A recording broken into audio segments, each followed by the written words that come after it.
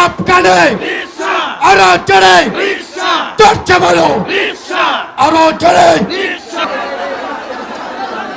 সীমান্ত এলাকা পাটগ্রামের এই ঐতিহাসিক জনসমাবেশে উপস্থিত সংগ্রামী সভাপতি, উপস্থিত বাংলাদেশ খেলাফত মজলিসের কেন্দ্রীয় নেতৃবৃন্দ, বাংলাদেশ খেলাফত মজলিসের জেলা এবং স্থানীয় নেতৃবৃন্দ, সহযোগী সংগঠন সমূহের প্রাণপ্রিয় নেতৃবৃন্দ এবং বাংলাদেশের প্রান্তিক এক অঞ্চল, জেলা শহর লালমনিরহাটের বিভিন্ন প্রান্ত থেকে, পাটগ্রামের বিভিন্ন অঞ্চল থেকে আজকের এই ঐতিহাসিক জনসমাবেশে সমবেত আমার বাংলাদেশ খেলাফত মজলিসের নেতা কর্মী ও সংগ্রামী পাটগ্রামবাসী, লালমনিরহাটবাসী, আজকে এই প্রতিকূল আবহাওয়া উপেক্ষা করে রাত গভীর পর্যন্ত দীর্ঘ সময় ধরে বৃষ্টিতে ভিজে আপনারা যারা আজকের এই গণসমাবেশকে সাফল্যমণ্ডিত করেছেন, দীর্ঘ সময় পর্যন্ত অপেক্ষার প্রহর গুনেছেন, আমরা দোয়া করি আল্লাহ পাক রব্বুল আলামিন আপনাদেরকে উত্তম বিনিময় দান করুন। সংগ্রামী সাথী ও বন্ধুগণ, আজকের এই বৃষ্টি ভেজা গণসমাবেশে দাঁড়িয়ে আমি সর্বপ্রথম মহান আল্লাহ পাক রব্বুল আলামিনের দরবারে কৃতজ্ঞতা প্রকাশ করছি, যেই মহান রব্বুল আলামিন বাংলাদেশের মানুষের বুকের উপর জগদ্দল পাথরের মতো চেপে বসা যুগের লেডি ফেরাউন খ্যাত ইতিহাসের বর্বরতম নরঘাতিকা অত্যাচারী জালিম শাসক স্বৈরাচারী শেখ হাসিনাকে উৎখাত করে মুক্ত বাতাসে নিঃশ্বাস গ্রহণ করবার মতো সুযোগ করে দিয়েছেন। ফালিল্লাহিল হামদু আলা যালিক। সংগ্রামী সাথী ও বন্ধুগণ, এই স্বাধীনতা অর্জন করতে গিয়ে, ফ্যাসিবাদ মুক্ত বাংলাদেশ গড়তে গিয়ে, বাংলাদেশের ক্ষমতার মসনদে আসীন ভিনদেশী এজেন্ট এবং এই চর সরকারকে উৎখাত করতে গিয়ে বহু রক্ত দিতে হয়েছে দেশের মানুষকে। 2009 সালের পিলখানায় 57 জন দেশপ্রেমিক সেনা কর্মকর্তাকে জীবন দিতে হয়েছে। 2013 সালের শাপলা চত্বরে নবী প্রেমিক তৌহিদি জনতাকে জীবন দিতে হয়েছে। 2021 সালে বাংলাদেশের স্বাধীনতার সুবর্ণ জয়ন্তী উদযাপনকারী মুসলিম ঘাতক নরেন্দ্র মোদীর আগমনের প্রতিবাদ করতে গিয়ে জীবন দিতে হয়েছে 25 জন হেফাজতে ইসলামের নেতাকর্মীকে। সর্বশেষ 2024 সালের জুলাই এবং আগস্টের গণ অভ্যুত্থানে ফ্যাসিবাদ বিরোধী, বৈষম্য বিরোধী আন্দোলনে বাংলাদেশের প্রতিটি জনপদে রক্ত ঝরেছে, প্রতিটি জনপদের মা সন্তান হারা হয়েছে, প্রতিটি জনপদ থেকে স্বজন হারানোর আর্তনাদে আল্লাহর আকাশ বাতাস পর্যন্ত কেঁপে উঠেছে। সেই 2024 সালের জুলাই এবং আগস্টের রক্তঝরা বিপ্লবে গণ অভ্যুত্থানের সময় শাহাদাত বরণকারী 2 সহস্রাধিক বাংলার দামাল সন্তান, যাদের রক্তের সিঁড়ি বেয়ে বাংলাদেশের মানুষ 2024 সালে দ্বিতীয়বারের মতো স্বাধীনতা অর্জন করেছে। আমি বলি, বিজয় এবং স্বাধীনতা অর্জন করা যতটা কঠিন, সেই বিজয় এবং স্বাধীনতাকে ধরে রাখা এবং তার সফল ঘরে তোলা, তার সুফল ঘরে তোলা আরো বেশি কঠিন। বাংলাদেশের মানুষের তিক্ত অভিজ্ঞতা রয়েছে। আমরা বারবার রক্ত দিয়ে, জীবন দিয়ে আধিপত্যবাদী শক্তির বিরুদ্ধে বিজয় অর্জন করেছি। তিনি মুক্তি লাভ করে চলে গেলেন পাকিস্তান থেকে সোজা লন্ডনে।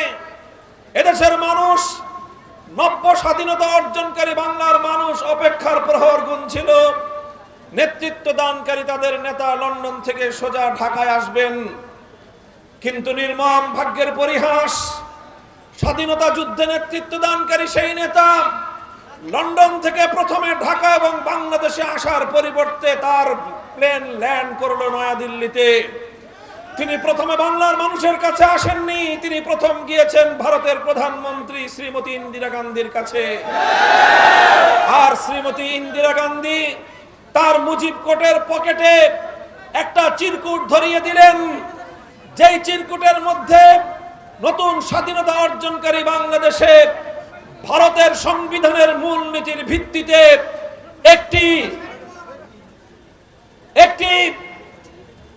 নতজানু পররাষ্ট্রনীতির মূল ভিত্তিকে ভিত তৈরি করে এমন একটি সংবিধান তৈরি করার প্রেসক্রিপশন দিলেন।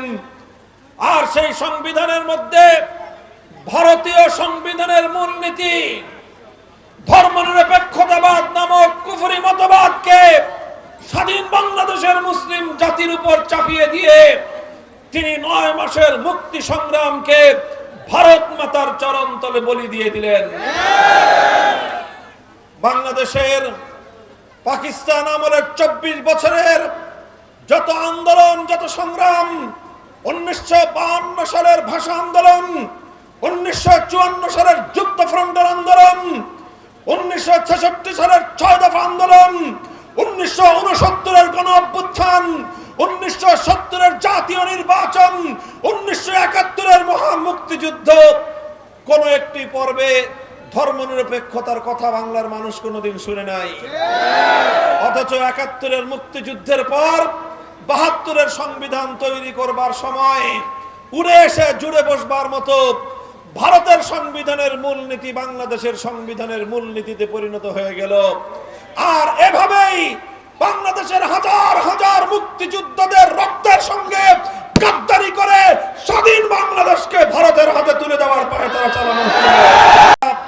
24 জুলাই মাসে একটা দৃশ্যই দেখেছি, সেই দৃশ্যটা হলো আমার ছাত্রদের রক্ত ঝরছে যে রাজপথে, যেই রাজপথ জালিমের পেটোয়া বাহিনীর ছুড়ে দেওয়া বুলেট এবং গ্যাসের বারুদে ঝাঁঝালো হয়েছিল। তারা সেই গ্যাস, বুলেট, জুলুম নির্যাতনের মুখে দাঁড়িয়ে আমার ছাত্র রাজপথে স্লোগানে স্লোগানে বাংলার আকাশ বাতাস মুখরিত করে তোলে। যখনই নামাজের সময় হয়ে যায়, স্কুল কলেজ মাদ্রাসার ছাত্ররা, ইউনিভার্সিটির ছাত্ররা এক কাতারে দাঁড়িয়ে রাজপথকে জায়নামাজ বানিয়ে আল্লাহু আকবার আজানের ধ্বনি দিয়ে সেই রাজপথে আল্লাহর দরবারে তারা সেজদায় লুটিয়ে পড়েছে। এটাই ছিল জুলাই বিপ্লবের অন্যতম বৈশিষ্ট্য। আর এই বিপ্লবের মধ্য দিয়ে যখন 2024 সালের 5ই আগস্ট দিল্লির গোলাম বাংলাদেশের স্বাধীনতা বিকিয়ে দেওয়া ভিনদেশী চর যুগের নব্য ফেরাউন, লেডি ফেরাউন জালিম শেখ হাসিনা যখন 5ই আগস্টের অপরাহ্নে বাংলাদেশের ক্ষমতার মসনদ থেকে পালিয়ে যেতে বাধ্য হলো, 1 ঘন্টার ব্যবধানে কোন নেতার নেতৃত্ব ছাড়া, কোন নেতৃত্বের নির্দেশনা ছাড়া টেকনাফ থেকে তেতুলিয়ায় জালিম এবং অত্যাচারের যত মূর্তি নামক ভাস্কর্য ছিল, ভাস্কর্য নামক সকল মূর্তিকে ভেঙ্গে গুড়িয়ে দিল। সংগ্রামী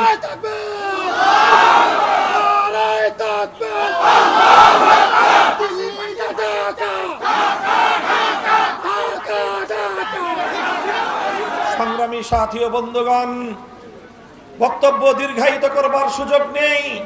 আমি শুধু আপনাদেরকে সতর্ক করতে চাই, আপনারা সীমান্তবর্তী এলাকার মানুষ, এই বাংলার প্রতি ইঞ্চি স্বাধীনতার মাটি। শাইখুল হাদিস আল্লামা আজিজুল হক বলতেন, আমার স্বাধীন বাংলাদেশের প্রতি ইঞ্চি মাটি আমার জায়নামাজের মাটি। এই মাটিতে আমার রবের দরবারে আমি সিজদায় অবনত হই। আমার প্রতি ইঞ্চি মাটির স্বাধীনতা রক্ষা করার জন্য প্রয়োজনে আমরা বারবার মুক্তিযুদ্ধের হাতিয়ার হাতে তুলে নেব।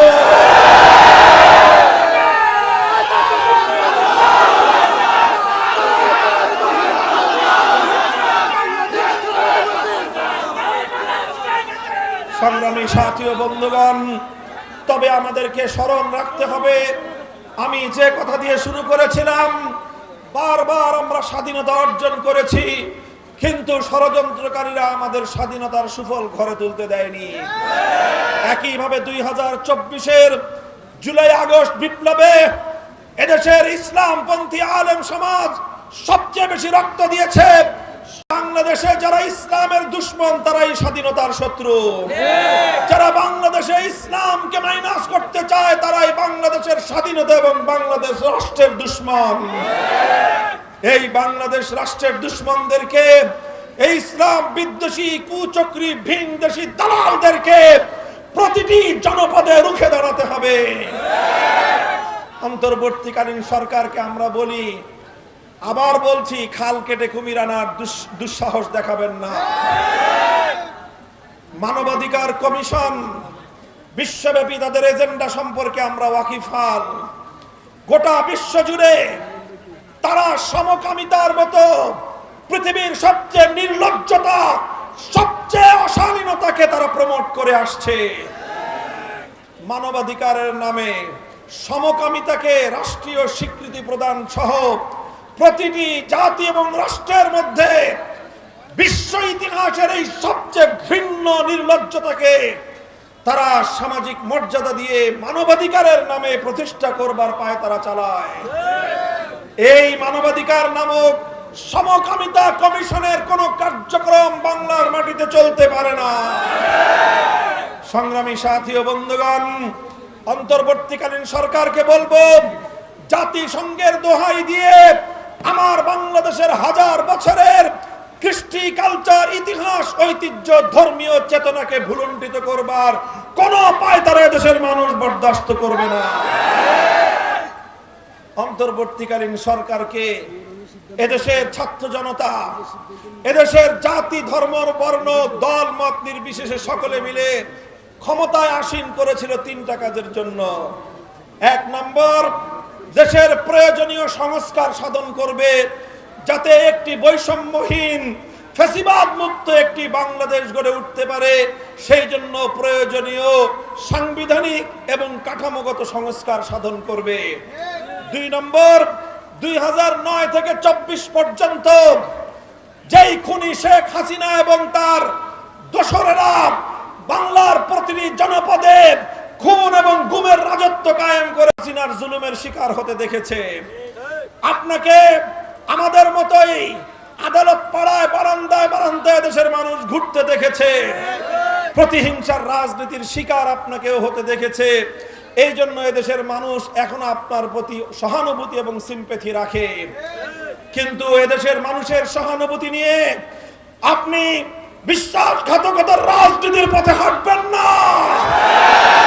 দেশের স্বাধীনতা, স্বকীয়তাকে বিকিয়ে দেওয়ার পায়ে তারা চালাবেন না।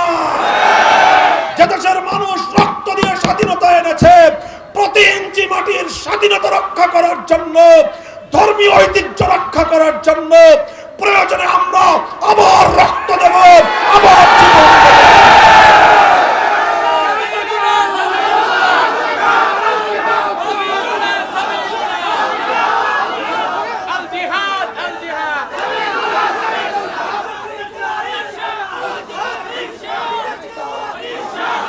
সংগ্রামী সাথী ও বন্ধুগণ, আমি আপনাদেরকে আখেরি পয়গাম বলতে চাই। আমরা লড়াই করেছি, সংগ্রাম করেছি, সেই ব্রিটিশ বিরোধী আন্দোলন থেকে 24-এর ফ্যাসিবাদ বিরোধী সংগ্রাম পর্যন্ত লক্ষ্য একটাই, বৈষম্যহীন ইনসাফপূর্ণ একটা সমাজ গড়া। কথা বলেন ঠিক কিনা? আমি আপনাদেরকে বলতে চাই, যদি আমরা সত্যিকার অর্থেই একটি ইনসাফপূর্ণ সমাজ গড়তে চাই, বৈষম্যহীন একটা রাষ্ট্র যদি আমরা গড়তে চাই, আল্লাহর শপথ করে বলি, মানব রচিত কোনো তন্ত্র মন্ত্র দিয়ে চূড়ান্ত বৈষম্যহীন সমাজ গড়া সম্ভব নয়। সেজন্য একমাত্র ব্যবস্থা হলো আল্লাহর জমিনে আল্লাহ প্রদত্ত রাজনৈতিক বন্দোবস্ত বাস্তবায়ন করতে হবে। আল্লাহ যে রাজনৈতিক বন্দোবস্ত দিয়েছেন তার নাম হলো খেলাফতের ব্যবস্থা। বাংলাদেশ খেলাফত মজলিস প্রতিটি পাড়ায় পাড়ায়, মহল্লায় মহল্লায় সেই খেলাফতের রাজনীতির দুর্গ গড়ে তুলতে চায়। আপনারা বাংলাদেশ খেলাফত মজলিস, তার সহযোগী সংগঠন যুব মজলিস, শ্রমিক মজলিস, ছাত্র মজলিসের পতাকা তুলে সামিল হয়ে আমাদের এই আল্লাহর জমিনে মানুষের অধিকার প্রতিষ্ঠা করবার এই সংগ্রাম, ধর্ম বাংলার সন্তানদেরকে রাজাকারের বাচ্চা বলে কটাক্ষ করলো, গালি দিল। বাংলাদেশের প্রতিটি শিক্ষাঙ্গন থেকে আমার ছাত্ররা সকল সংকীর্ণতার ঊর্ধ্বে উঠে এলো, সকল ভেদাভেদের দেয়াল ভেঙ্গে গুড়িয়ে দিল। স্কুল, কলেজ, আলিয়া মাদ্রাসা, কওমি মাদ্রাসা, প্রাইভেট বিশ্ববিদ্যালয়, পাবলিক বিশ্ববিদ্যালয়, সব ছাত্র জনতা হাতে হাত রেখে টেকনাফ থেকে তেতুলিয়া বৈষম্যের বিরুদ্ধে, ফ্যাসিবাদের বিরুদ্ধে তারা দুর্বার গণ ঐক্য গড়ে তুলল। প্রতিটি শিক্ষাঙ্গন থেকে আওয়াজ উঠল, অধিকার চাইলে যদি রাজাকার হতে হয়, বৈষম্যের বিরুদ্ধে কথা বললে যদি রাজাকার হতে হয়, যদি মেধার ভিত্তিতে সম্ভাবনাময় জাতি গড়ে তুলবার আওয়াজ তুললে যদি রাজাকার হতে হয়, যদি অন্যায় এবং অবিচারের বিরুদ্ধে কথা বললেই যদি রাজাকার হতে হয়, ক্ষোভের আগে ক্ষোভে বাংলার 4 কোটি দামাল সন্তান এক বাক্যে রাতের গভীরে প্রতিটি শিক্ষাঙ্গন থেকে আওয়াজ তুললো, তুমি কে, আমি কে। গোটা বাংলাদেশের ছাত্র জনতা সেদিন শেখ হাসিনার সেই রাজাকারী ট্রাম্প কার্ডকে তুড়ি মেরে উড়িয়ে দিল এবং দেশকে বিভক্ত করবার আমি বাকশালী শেখ হাসিনার ডিভাইড অ্যান্ড রুল, বিভক্ত করবার চরম ঘৃণ্য নীতিকে দেশের ছাত্র জনতা প্রত্যাখ্যান করলো। সংগ্রামী সাথী ও বন্ধুগণ, আমি বলতে চাই, সেই ছাত্র জনতার রক্তের উপর যারা বাংলাদেশের প্রতিটি শহরে শহরে, প্রতিটি নগরে নগরে ফ্যাসিবাদের পেটোয়া বাহিনীর, তাদের খুনি সন্ত্রাসীদের বুলেটের বুকে আবু সাইদের মতো বুক পেতে দিয়েছিল, তারা সন্ত্রাসী যুবলীগ, কৃষক লীগ, শ্রমিক লীগ, ছাত্রলীগ, সর্বশেষ হেলমেট লীগ আর হাতুড়ি লীগ, সন্ত্রাসী লীগের সন্ত্রাস এবং তাদের বুলেটের মুখে আমার ছাত্র জনতা উন্মুক্ত বক্ষ পেতে দিয়ে তারা সন্ত্রাসের বিরুদ্ধে রাজপথে রুখে দাঁড়ালো। বাংলাদেশের এরপরে শুরু হলো মুক্তিযুদ্ধের চেতনার নামে নতুন ব্যবসা। ৭১-এর মুক্তিযুদ্ধের চেতনাকে হত্যা করে ৭২-এর এক ভেজাল মুক্তিযুদ্ধের চেতনা তৈরি করা হলো। আর সেই ৭২-এর ভেজাল মুক্তিযুদ্ধের উপর, ভেজাল মুক্তিযুদ্ধের চেতনার উপর তৈরি হলো বাকশাল। সকল মত এবং পথকে নিষিদ্ধ ঘোষণা করে নতুন বাংলাদেশ গঠনের অভিপ্রায়ে জীবনদানকারী মুক্তিযোদ্ধাদের বৈষম্যহীন বাংলাদেশ গড়ার স্বপ্নকে ধূলিসাৎ করে দিয়ে একদলীয় বাকশালের নির্মম নির্যাতনে ক্লিষ্ট হলো বাংলার মানুষ। 4 বছরে প্রাণ হারালো 30,000 এদেশের দামাল যুবক সন্তান। ঘরে ঘরে চিৎকার শুরু হলো, আর্তনাদ, সন্তান হারা মায়ের আর্তচিৎকার, সন্তান হারা বাবার আর্তকরুণ চিৎকার।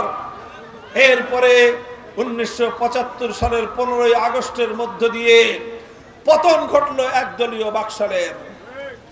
সংগ্রামী সাথী ও বন্ধুগণ, দীর্ঘ ইতিহাস বলতে চাই না, বলতে চাই শুধু এ কথা, যেভাবে ৭১-এর মুক্তিযুদ্ধের চেতনাকে হত্যা করে, সত্য প্রকৃত মুক্তিযুদ্ধের চেতনাকে ধ্বংস করে, ভেজাল ৭২-এর চেতনাকে বিগত 50 বছর যাবৎ বাংলাদেশের মানুষকে ৭১-এর মুক্তিযুদ্ধের চেতনা নামে গেলানো হয়েছে। এদেশের মানুষের সঙ্গে ছলনা এবং প্রতারণা করা হয়েছে। এর চেয়েও মর্মান্তিক বিষয় হলো, যারাই সেই ৭২-এর চেতনার বিরুদ্ধে যখনই কথা বলেছে, যারাই বাকশালের বিরুদ্ধে বাংলাদেশে রুখে দাঁড়াবার চেষ্টা করেছে, যারাই প্রকৃত বৈষম্যহীন বাংলাদেশ গড়বার কথা যখনই বলেছে, তখনই তাদেরকে কখনো জঙ্গিবাদের নামে, কখনো তাদেরকে রাজাকারের নামে, কখনো তাদেরকে স্বাধীনতা বিরোধী শক্তি আখ্যা দিয়ে দেশপ্রেমিক জনতাকে বারবার টুটি চেপে হত্যা করবার পায়তারা চালিয়েছে এই এটাই চলতে চলতে 2024-এর বাংলার দামাল ছাত্র সন্তানেরা যখন এদেশকে বৈষম্যহীন একটি দেশ হিসেবে গড়ে তুলবার জন্য তারা স্লোগান তুলল, কোটার ভিত্তিতে নয় বরং মেধার ভিত্তিতে জাতিকে গঠন করবার আহ্বান যখন তারা জানালো, গোটা বাংলাদেশের ছাত্র জনতা যখন মেধার ভিত্তিতে আত্মমর্যাদা সম্পন্ন একটি জাতি গঠন করবার জন্য তারা রাজপথে নেমে এলো, তখন সেই ছাত্র জনতাকে চরম কটাক্ষ করে গোটা বাংলাদেশকে অপমান করতে এতটুকু দ্বিধা করলো না ক্ষমতার মসনদে বসা দিল্লির গোলাম। এদেশের ছাত্র জনতাকে